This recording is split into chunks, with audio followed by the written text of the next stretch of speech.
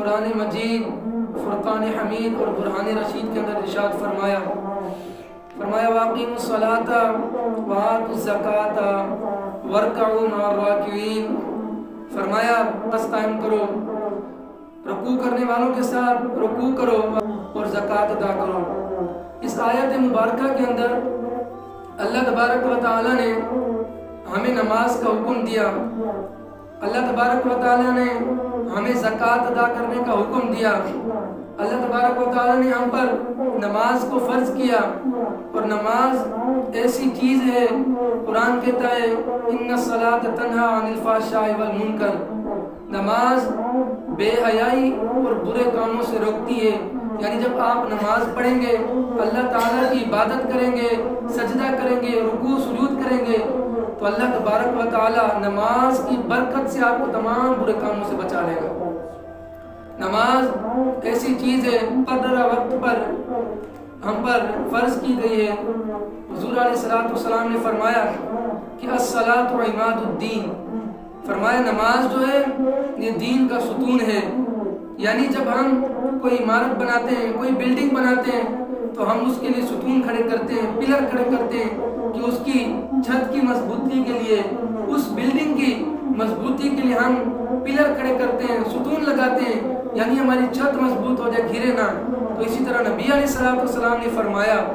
کہ الصلاۃ عماد الدین، فرمایا اگر تم چاہتے ہو کہ تمہارا دین مضبوط ہو جائے، تم دین میں کامل اور اکمل ہو جاؤ، تو نماز پڑھو۔ تاتو عماد الدین، کیونکہ نماز جو یہ دین کا ستون ہے۔ دوسری حدیث مبارکہ میں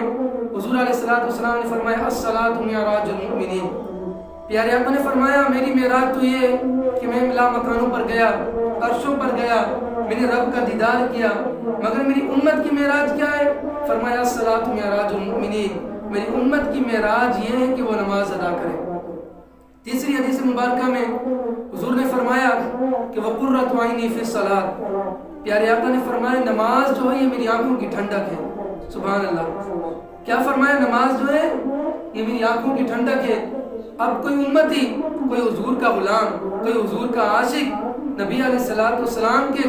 اگر آنکھوں کو ٹھنڈک پہنچانا چاہتا ہے تو حضور نے فرمایا اسے چاہیے کہ وہ نماز پڑھے۔ جب وہ نماز پڑھے گا تو میری آنکھوں کو ٹھنڈک پہنچے گی کہ میرا امتی، میرا غلام، مجھ سے محبت کرنے والا اللہ تعالیٰ کی عبادت کر رہا ہے، اللہ تعالیٰ کو سجدہ کر رہا ہے، اللہ تعالیٰ کے سامنے جھک رہا ہے۔ جب میں اس طرح اپنے امتی کو دیکھوں گا تو میں خوش ہو جاؤں گا، میری آنکھوں کو ٹھنڈک پہنچے گی۔ حضور علیہ السلام نے فرمایا لِكُلِّ شَيْءٍ عَلَمًا، ہر چیز کی کوئی نہ کوئی نشانی ہوتی ہے، کوئی نہ کوئی علامت ہوتی ہے، لیکن ایمان کی علامت کیا ہے؟ علم الایمان الصلاۃ، فرمایا ہر چیز کی کوئی نہ کوئی نشانی ہوتی ہے، کوئی نہ کوئی علامت ہوتی ہے۔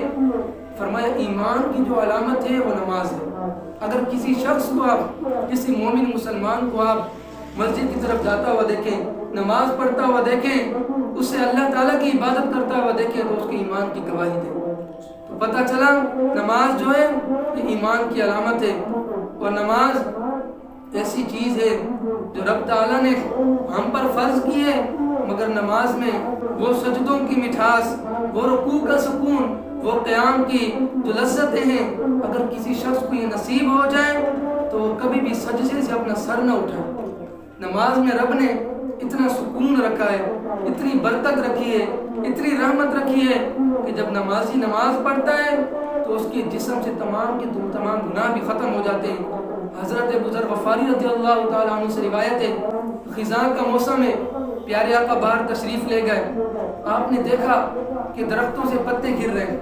ہوا چل رہی ہے، درختوں سے پتے خود بخود گر رہے ہیں۔ پیارے آقا نے ایک ٹہنی کو اپنے مبارک ہاتھوں سے پکڑا، آپ نے ہلایا تو اس کے پتے گرنے لگ گئے۔ حضور نے فرمایا ابو ذر غفاری، عرض کی لبیک یا رسول اللہ، فداک ابی امی یا رسول اللہ۔ پیارے آقا نے فرمایا ابو ذر، اگر کوئی شخص اللہ کی رضا کے لیے، اگر کوئی شخص اللہ کی خوشنودی حاصل کرنے کے لیے، اللہ کی خالصتاً صرف اللہ کو راضی کرنے کے لیے نماز ادا کرتا ہے تو اس کے جسم سے گناہ بھی اس طرح گر جاتے ہیں جس طرح یہ درخت سے پتے گر رہے ہیں۔ یعنی اللہ کی رضا کے لیے ریاکاری سے پاک، دکھاوے سے پاک، ہر عیب سے پاک ہو کر جب بندہ اللہ کی نماز ادا کرتا ہے، اللہ کے سامنے سجدہ کرتا ہے، رکوع کرتا ہے، اپنی پیشانی کو زمین پر رگڑتا ہے کہ یا اللہ میں تیرا بندہ ہوں، میں تیرے کو سجدہ کر رہا ہوں، میں تجھے وحدہ لا شریک مانتا ہوں، جب اس طرح بندہ نماز پڑھتا ہے تو اس کے جسم سے تمام کے تمام گناہ معاف ہو جاتے ہیں۔ یہ نماز کی برکتیں، نماز کی رحمتیں، اور نماز کے اندر رب نے ایسا سکون رکھا ہے۔ حضور علیہ السلام سے صحابہ کرام نے پوچھا آقا ایھا الاعمال لحب اللہ، فرمایا حضور علیہ السلام سے پوچھا کہ اللہ تعالیٰ کے نزدیک کون سا ایسا عمل ہے، کون سا ایسا کام ہے جو سب سے زیادہ پسندیدہ ہے؟ ایھا الاعمال لحب اللہ، اللہ کے نزدیک سب سے زیادہ پسندیدہ چیز کیا ہے، سب سے زیادہ پسندیدہ عمل کیا ہے؟ تو نبی علیہ السلام نے فرمایا الصلاۃ لوقتها، فرمایا نماز کو اپنے وقت میں ادا کرنا سب سے زیادہ پسندیدہ اللہ کے نزدیک ہے۔ اللہ تعالیٰ کے نزدیک سب سے زیادہ پیاری چیز، پسندیدہ چیز وہ نماز ہے جو اپنے وقت پر ادا کی جائے۔ تو ہمیں چاہیے ہم نماز کو ادا کریں۔ قرآن کہتا ہے فویل للمصلین الذین هم عن صلاتهم ساہون، کہ ہلاکت ہے ان لوگوں کے لیے جو نماز میں سستی کرتے ہیں۔ یعنی نماز میں کس طرح سستی کرتے ہیں؟ کبھی نماز پڑھی کبھی نہ پڑھی، کبھی جماعت کے ساتھ پڑھی کبھی اپنی بات میں آگے پڑھ لی، کبھی کچھ رکعتیں نماز کے ساتھ پڑھی جماعت کے ساتھ، کچھ رکعتیں اپنی پڑھی، یعنی کبھی نماز پڑھنے آیا بھی صحیح تو نماز میں نیند کر رہا ہے، سستی کر رہا ہے، کبھی آیا بھی صحیح تو باتیں کر رہا ہے، نماز میں اس کو فکر ہی نہیں کوئی چیز کی۔ تو قرآن کہتے ہیں ہلاکت ہے ان لوگوں کے لیے، فویل للمصلین الذین هم عن صلاتهم ساہون، ان لوگوں کے لیے ہلاکت ہے جو نماز میں سستی کرتے ہیں۔ کیونکہ پیارے آقا نے فرمایا جب بندہ نماز ادا کرتا ہے نا، اگر اس نے صحیح طرح نماز کو ادا کیا ہے، رکوع پورے کیے ہیں، سجدے پورے کیے ہیں، قیام قرات، اس کے اندر تسبیحات کو پورا پڑھا ہے، اس کے اندر سورتوں کو پڑھا ہے، اگر صحیح طریقے سے اس نے خضوع عاجزی انکساری کے ساتھ نماز کو ادا کیا ہے تو وہ نماز، وہ عبادت آسمانوں کی طرف جاتی ہے، آسمانوں کی طرف جاتی ہے، اور فرشتے اسے لپیٹ کر کپڑے میں آسمانوں کی طرف لے کر جاتے ہیں۔ اور جس نماز کو اس نے اتنے حفاظت کے ساتھ ادا کیا ہے وہ نماز اللہ کی بارگاہ میں دعا کرتی ہے، یا اللہ جس طرح اس بندے نے، اس شخص نے مجھے حفاظت کے ساتھ ادا کیا، یا اللہ تو بھی اس کی حفاظت فرما۔ اگر بندہ اس طرح نماز کو ادا کرتا ہے تو نماز بھی اس کے حق میں دعا کرتی ہے۔ اگر بندے نے نماز کو صحیح ادا نہیں کیا، رکوع سجود صحیح نہیں کیا، قیام قرات صحیح نہیں کیا، تسبیحات کو پورا نہیں پڑھا،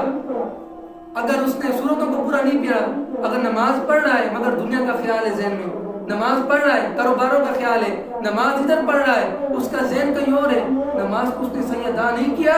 جب نماز اس کو پڑھ لیتا ہے تب اس کی نماز آسمانوں کی طرف جاتی ہے، عبادت، ہر عبادت آسمانوں کی طرف جاتی ہے، جیسے جاتی ہے تو فرشتے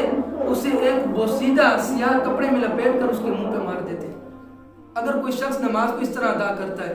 نہ رکوع کا پتہ، نہ سجود کا پتہ، نہ یہ پتہ کہ کون سا سجدہ کر رہا ہوں، نہ یہ پتہ کون سا رکوع کر رہا ہوں، نہ یہ پتہ کہ کون سی رکعت میں ہوں، اس طرح بندہ نماز کو ادا کرتا ہے تو نماز اس کے منہ پر مار دی جاتی ہے۔ تو ہمیں چاہیے، نماز بہت سکون والی چیز ہے۔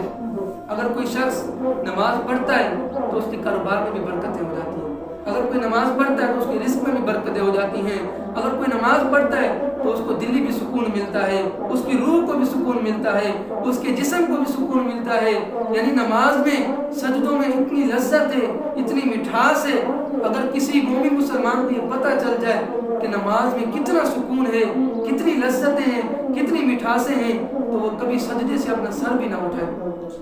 نماز ایسی چیز ہے، برکت والی چیز ہے، اور نماز کے اندر اگر آپ نماز پڑھیں تو دل میں مصطفیٰ کی محبت کو رکھیں، دل میں حضور کے عشق رکھیں،